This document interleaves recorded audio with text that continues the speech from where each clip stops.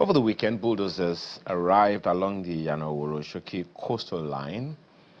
On Monday, displaced families took their pain to the Third Mainland Bridge, and Lagos stood still.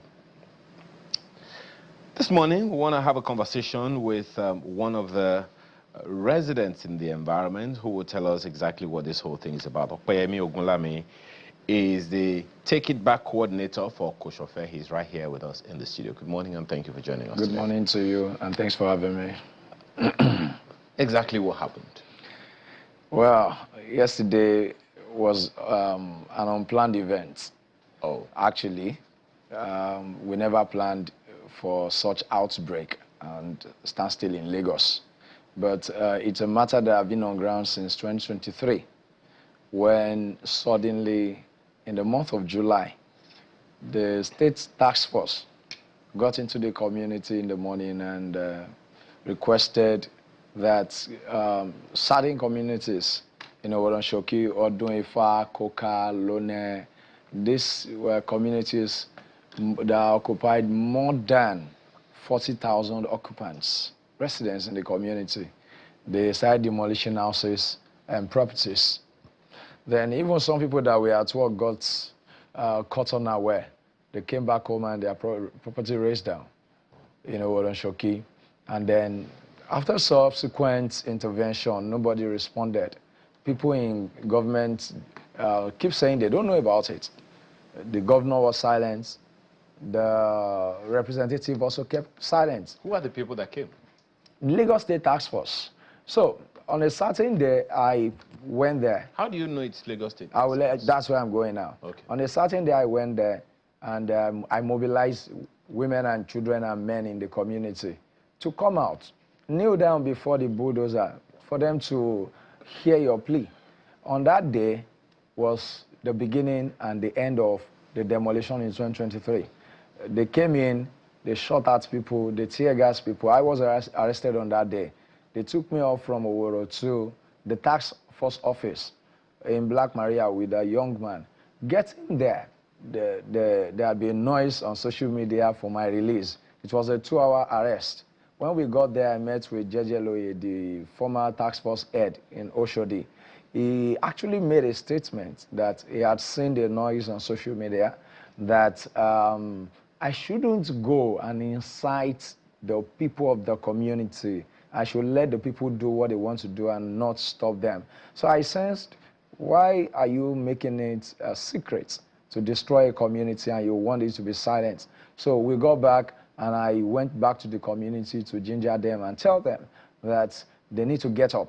So fast forward, we got to House of Assembly. House of Assembly set up a committee headed by Akinsoya, one Honorable Akinsoya Emotion. And then the uproar began. At the end of the day, nothing was done. After a series of meetings at the House of Assembly, they ended up saying that we should go and make peace with our king. That was a statement at the House of Assembly. And before that statement, they called Loye, the head of task force then, to come over. He came.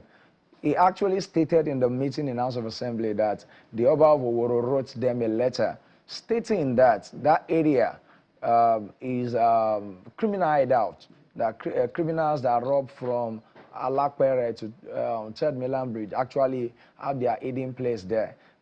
We rose against it. Men came out, women came out. We had press conferences on it.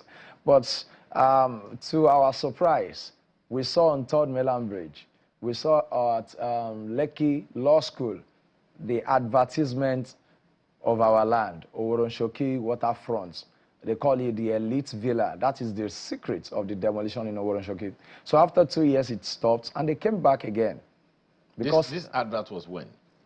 You said? This advert you talked about was when? The advert was 2023. Okay. Before we get to that, you talked about the monarch of your environment being the one that wrote to the state government. Did you see the letter? Loye presented the letter at the House of Assembly. You saw the letter? He read the letter to them. Okay. And our lawyers wrote letter to task force while they were demolition. The response of task force then in 2023 was that please get back to your king for more detail. Did you get back to the king? We got back to the king through the media.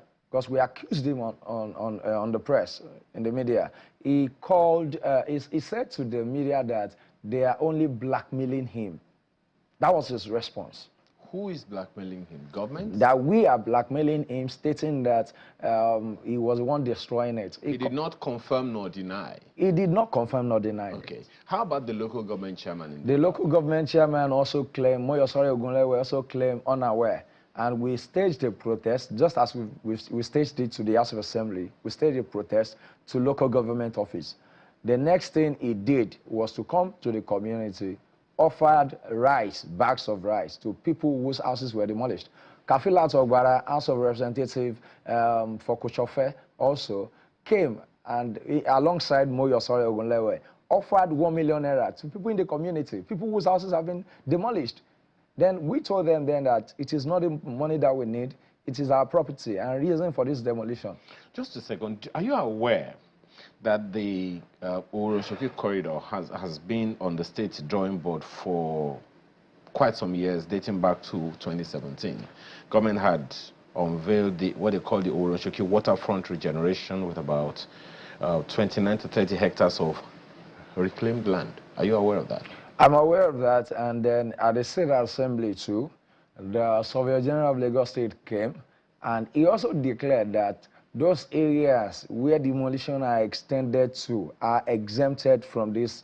Okay. Now there is also the claim, it's also being reported, rightly or not, that the houses that have been demolished are the houses that and they don't have government approval or permits. Is that correct? Can you confirm what? Let me debunk that.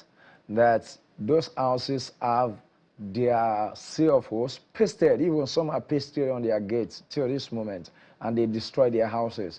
And then, unfortunately, I need to clear this. Before this time, they have actually seen that people had resistance in that community. They used NIWA, National Inland Waterways Authority, against the people.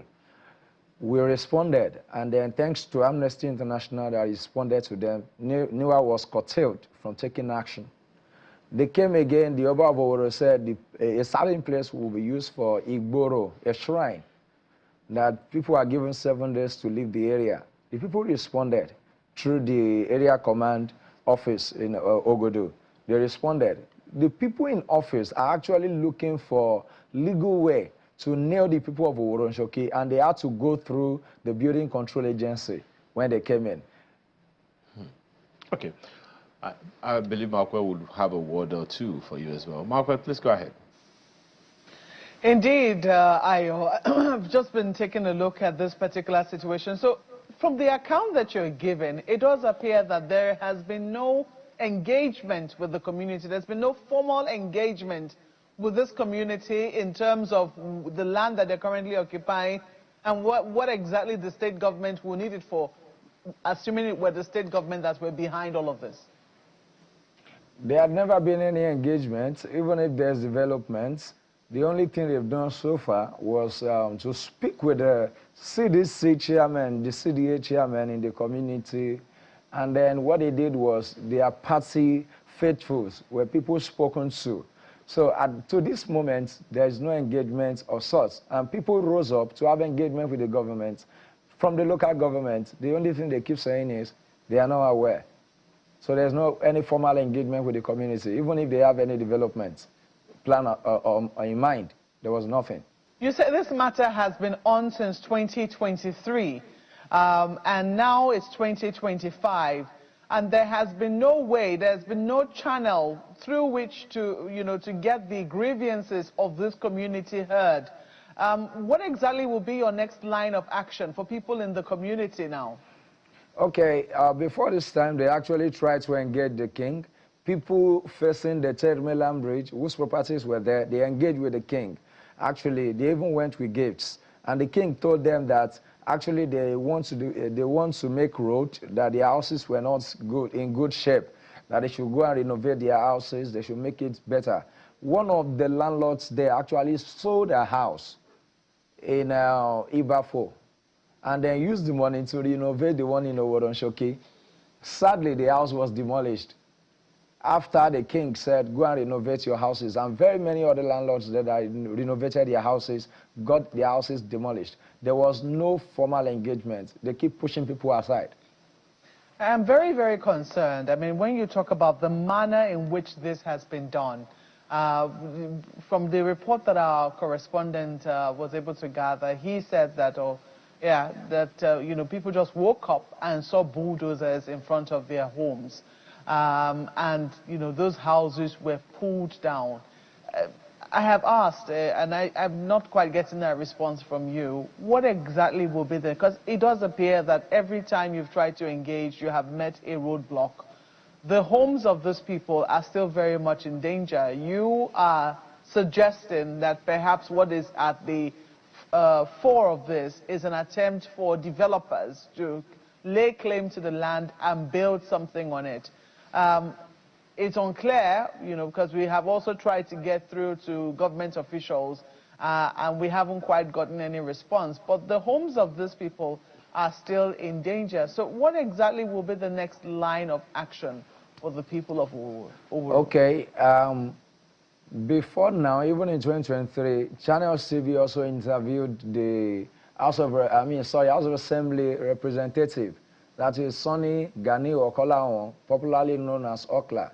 They spoke with him. He also declared that he was unaware. We keep talking to them. After 2023, we engaged local government.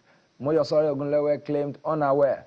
Yesterday, what led to Third Mainland Bridge was he came and he had meeting with their party faithfuls. And he wanted to speak with the people, but because we have addressed him, he said he was not aware. Then I was present there. We had pictures, evidence online to show that we engaged you in public. Then you are still saying you are unaware. People got angry after he left. They booed him. And then the next voice of the people after the suppression in Oworonshoki was to hold the microphone in their, beside them. And the next line of action was, if we get to Third Mainland Bridge, people will hear us. The whole world will hear us, because Third Mainland Bridge is the channel to the world. That's why yesterday we occupied Third Mainland Bridge, because bulldozers were still in the community. They got to a particular community yesterday where they told them 2 hours, they will set them ablaze. That's Ferry community. They call them precious seed. 2 hours were given to them. Then they told them, leave this place in 2 hours. That was why we felt like, no, instead of you setting our communities ablaze, like you did in 2023, we will go to the streets. If our matter cannot be resolved in the office with dialogue, then we will sort it in the streets. And that was exactly what happened yesterday. We demanded those bulldozers to leave when the CP came, and they left after the CP authorized them to leave. So if government refused, actually Lagos State government had made up its mind, yet to make any statements about it. They know about what is going on. People whose property, whose houses have been there for the past 35, 40 years are being displaced in Oworonshoki without any plan of resettlement, compensation. In 2003, a woman died with pregnancy. Nobody made a claim to that. Nobody requested for their life. A 5-year-old boy died, Shegun Oloye, died as a result of the demolition. When his father's house was demolished, the boy slumped and died. Nobody talked about that. We moved on with life. It will not happen to those people in government, and there will be quietness. That's why we feel that instead of we dying in the community, let them come and kill us on the Third Mainland Bridge. So if the government persists on this destruction of people's life, we'll keep settling our matter in the streets. It's a very, it's a very tough place to be. You know, for years, plying the Third Mainland Bridge and, you know, going back and forth. And sometimes you look at the community in Uru, just very close to the water. I'm very unclear, you know, as to where precisely was demolished yesterday, over the weekend. But sometimes you also have to ask, you know, if there has been a structured development of Uru, or the development have also been haphazard. So for the people that you are fighting for, are they the people who are coming to, you know, who just develop because they just think that there's land there, there's available land there, and nobody's going to question them? Or are they legal owners who have actually sought approval from the state government before developing their property? Okay. That area, actually, let me put it clear that from Third Mainland Bridge to Ifako, that's the community, that's where those communities are located. From Third Mainland to Ifako will be demolished. And then we need to state that there are rightful owners that have gazette from Lagos State government. There's a family called the Akinpelu family. They are also part of the people selling land. The former king, who is the father of the current king, a late king now, also sold land in that place. The Oloto family also sold land to people in that place. They lay claim to legal documents to these lands. So how come someone became a king and need to evict all the people? Meanwhile, before this time, the former king, the late king, who is the father of the present king, actually told people to buy their land again before he died. Some people rejected the offer that they paid to the Omonile that have the property to the land. How come you became a king and you are requesting they should come and buy their lands again? Some people actually paid for their land at that time. In fact, there's a very elderly man that's now late in that community, the Ajishegiri. He also fought the king over this thing. Federal government is aware of this fight between the former king and the Ajishegiri family, that the king kept selling lands and properties of people, and then they want them to buy it again at about some millions of naira, and they rejected. Some that could do it did it, but this time they are coming again to say that their land is their ancestral land. There's nothing like that. People need to request for accountability from the people representing them in government, because there are documents to these lands. Well, we certainly will keep tabs with this development. You have said that this battle will continue, that if the state government, because clearly now it does appear that on the one hand, we hear this is something that is happening between the king of your place and the, let's say, and the community, and on the other hand, you're also suggesting that perhaps the state government is also involved. So which exactly is it? Is it a battle with the king, or do you think the king is acting on the orders of the Lagos State government? Lagos State government is yet to say anything. From 2023 till now, even till yesterday, local government chairman says he is unaware. Regardless of the meeting, the information he got, the money he came to give, the rights he came to offer with the Federal House of Rep, Kafila Togbara, Lagos State government still kept quiet over this matter. Meanwhile, they did this. We need to make this clear. They did this because they felt that the people of Oworonshoki have nobody. They did this because they felt the people of Oworonshoki do not know their left from their right. It's a low-income earners community, and that community must be taken from the poor and redistributed to the rich. And this is undemocratic. They need to grant us audience to hear us. Okay, so what is the current situation now of the community? The community is in turmoil and in a state of distress. A lot of people have got their shock. Many people are still dying. Till July 2025, a woman still died and was confirmed that the shock she had. Everybody, very many elderly people are saying the community that could not come out. And they are still expecting demolition to take place again. Their houses will be gone. There is no, in fact, there is no peace in the community. They don't know where to go because people in government don't grant them audience. So right now, there is no, the tractors are still there or they have left. What exactly is the current situation in the community? The tractors left yesterday after our noise, but we still have one around the Third Mainland Bridge still there. Okay. That is the situation now. Okay, so what is the community asking for? For a pause, for compensation, for upgrading, for relocation? What exactly do you think will resolve this issue? The community need nothing but compensation. If you need the land, by all means, you compensate and resettle people. The way they are doing to people in Okota, you should do that. You don't displace people. And then the community is taking legal action immediately against the Lagos State government for displacing the majority part of the people and community in Oworonshoki. Was there any notice given to the people at all? We understand that some got some 1 month notice or something. Yeah, in the month of April this year, they gave notice to people. It was not notice of eviction. It was notice of things happening in their community from local government. They pasted the paper stating the conditions of their community and then to put it in order. That was when they went to the king to have a meeting with him. When they had a meeting with him, he told them the condition verbally and told them the community is not looking nice, there's no enough road, blah, blah, blah. Okay. And they went back to put everything in order. Okay.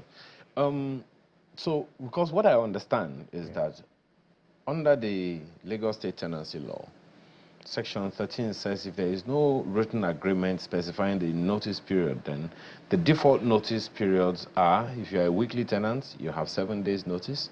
If you're a monthly tenant, you get a 1 month notice. If you're a quarterly tenant or half-yearly tenant, you get 3 months notice. And if you're an annual tenant, you get 6 months notice before you are before you are evicted. Even after that, after the expiration of that and you refuse to leave, you still get another notice. So was there no notice given? There was nothing like this. There was nothing as such in the community. The people only got the paper from the local government pasted. And in 2023, some people close to the water also got notice, but they didn't tell them the entirety of the community will be demolished. And then sadly, 12 in the midnight, that's the horrible part, 12 in the midnight on Saturday, people got the bulldozer in front of their houses, and they got them demolished. From 12 a.m. till 7 p.m. in the night, houses were still being demolished. What government does that to the people they are meant to protect? One of the things that is troubling is that on the one hand you said that the government hasn't said anything. The local government chairman says he's unaware, but he came with food items. In 2023. The House of Reps member, you said also. 1 million naira, Kafila Togbara. And they are not aware of the demolition. And they still claim unaware. Okay. Has there been any such, knowledge by any of them, any statement from any one of them in recent time? If there's any statement, yes, if there's any statement, the only statement that will be from them is a statement between the party members. That's not even member, party leaders, because they demolished the houses of lots of their members. They don't care about them. They demolished their houses. The CDA, CDC leaders were the ones having meetings with their representatives. And they just get to the community to defend their representatives, to defend their party. They made it a party thing. They would displace some and leave some. I'm a little befuddled. When you said it is the state government that is, demolishing their houses, but then the state government hasn't said anything. Help me understand. Who is in charge of state task force? Is the government. And the government, even in 2023, government said it was not aware until we took the fight that we took yesterday to Tomiland Bridge. We took it to the House of Assembly. Until I got arrested in 2023, I was taken to tax office. And then we had problem there. We started arguing about it. They wanted to kill the case. But thank God, thankfully, yesterday, we took the case out. Third Mainland Bridge was the best point for the people. If you want to get killed, kill us in Third Mainland Bridge. People were dying inside, enough of dying inside. And then the representative should stop lying to the people. Nigeria had been built on lies. They have their selfish interest at heart. And this time, we will never stay on lies again, so that our life wouldn't be destroyed.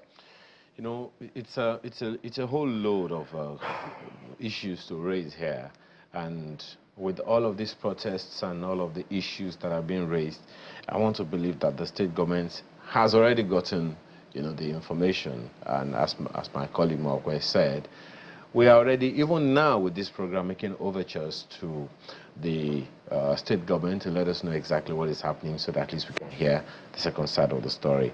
Okoyemi Ogunlami, Take It Back coordinator, Kushofe, thank you so much for your time this morning. Thanks for having me here, sir. And we wish you and the community the best. Thank you.